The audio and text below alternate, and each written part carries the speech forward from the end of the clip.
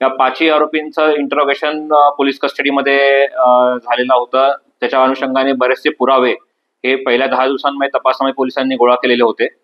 त्या केलेल्या पुरावे जे गोळा केले होते त्या पुरावे गोळा केलेल्या त्याच्या अनुषंगाने संबंधित जी महिला आहे सतीश वाघ यांची पत्नी यांचं काल डिटेल इंटरोगेशन पोलिसांनी केलं आणि त्या पुराव्याच्या अनुषंगाने त्यांना प्रश्नोत्तर विचारले आणि त्यांचं क्रॉस क्वेश्चनिंग त्या पुराव्यांच्या अनुषंगाने झाल्यावरती संबंधित ज्या महिला आहेत त्यांनी त्यांचा गुन्ह्यातील रोल जो आहे तो कबूल केलेला आहे आणि त्याच्यामध्ये प्रामुख्याने जे कारण या मर्डरच्या मागे आणि किडनॅपिंगच्या मागे जे दिसून येतं त्यामध्ये संबंधित महिलेला जो त्यांच्या नवऱ्याकडनं होणारा जो त्रास आहे ते एक कारण आहे. त्यांच्याकडनं होणारी जी मारहाण होती रोजच्या स्वरूपातली, आर्थिक व्यवहार सुद्धा आपल्या हातात यावेत या प्रकारचा सुद्धा त्यांच्या स्टेटमेंटमधनं आतापर्यंत निष्पन्न झालेलं आहे. त्याचा सुद्धा पुढे आता तपास आम्ही करू.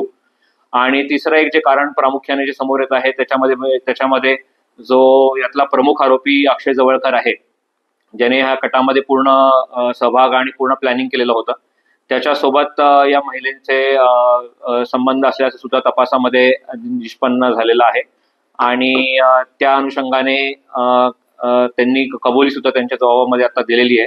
अतिरिक्त जे काही पुरावे आहेत ते गोळा करण्याचं काम आता पोलीस दलातर्फे चालू आहे. अक्षय जवळकर जवळजवळ 15 वर्ष हा त्यांच्या इथे भाडेकरू म्हणून राहिलेला आहे. आई वडिलांसोबत तो तिथे यांच्या इथे भाड्याने रूम घेतलेली होती आणि त्या ठिकाणी 2001 ते 2016 दरम्यान त्यांचं वास्तव्य त्या ठिकाणी फुरसुंगी या ठिकाणी होतं. 2016 साली त्यांनी घर सोडलेलं होतं आणि त्याच्यानंतर त्याच्याहूनच एक 400-500 मीटर वरती अजून एक भाड्याच्या खोलीमध्ये सध्या त्याचं कुटुंब राहत होतं.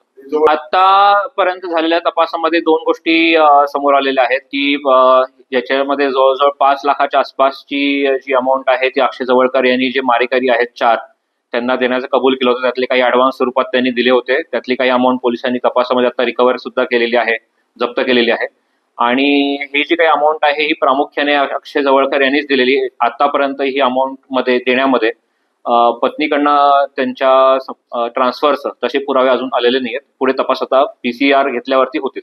नाही, जसं मी सुरुवातीला सांगितलं की प्रामुख्याने संपूर्ण कटामध्ये प्लॅनिंगमध्ये आणि हे ठरवण्यामध्ये त्यांचा सहभाग असल्याचं जे पुरावे पोलिसांनी पहिल्या 10 दिवसांमध्ये गोळा केलेले होते त्याच्या अनुषंगाने आम्ही काल क्रॉस क्वेश्चनिंग महिलेचं केल्यानंतर त्यांनी सुद्धा त्याच्या कटामध्ये त्यांचा सहभाग असल्याचे कबूल केलेला आहे. नाही, आतापर्यंत ह्यातले जे पहिल्या दिवशीची आपल्या तपासात जी माहिती आणि FIR जी माहिती आली होती की 4 लोकांनी उचलून गेले, त्या 4ही आरोपींना पोलिसांनी ताब्यात घेतलेला आहे.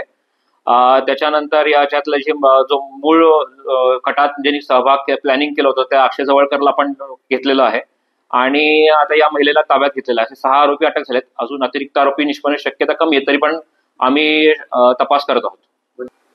आता तसं म्हणायला वाव आहे नाही, आतापर्यंत तपास आपण करतोय पण आता पहिली प्राथमिक माहिती जी तपासात निष्पन्न झालेली आहे मागच्या 10-15 दिवसापासून त्याच्या घटनेच्या आधी